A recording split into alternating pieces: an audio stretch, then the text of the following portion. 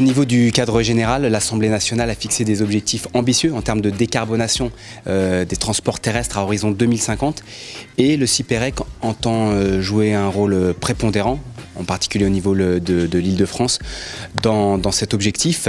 On assiste aussi à une augmentation très significative du nombre de véhicules électriques vendus et à côté de cela, sur nos territoires, nos collectivités se retrouvent avec des bornes Autolib non utilisées. L'enjeu, c'est donc de les réactiver et de développer ce réseau de bornes de recharge.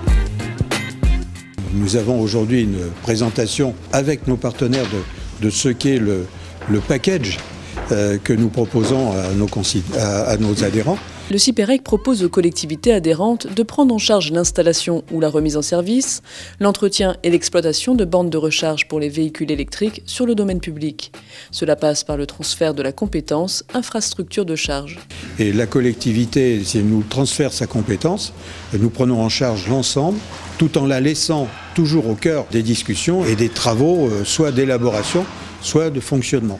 En adhérant à cette nouvelle compétence, les adhérents du CIPEREC vont bénéficier de 3 avantages.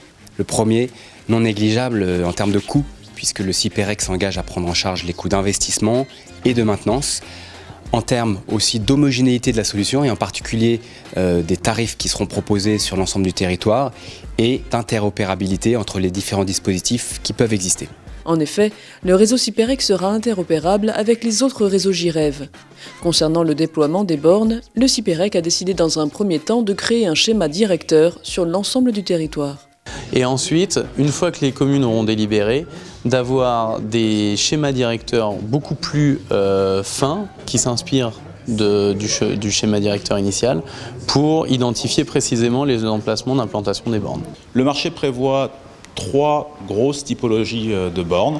Des bornes de recharge normales avec du matériel total, du rétrofit de bornes Autolib et enfin de la recharge rapide avec du matériel Vetronic. Donc je suis là à la journée du CIPEREC aujourd'hui pour, dans un premier temps, s'informer, savoir ce que le CIPEREC propose et s'intéresser aussi aux retours d'expérience qui ont pu être abordés par les différents interlocuteurs.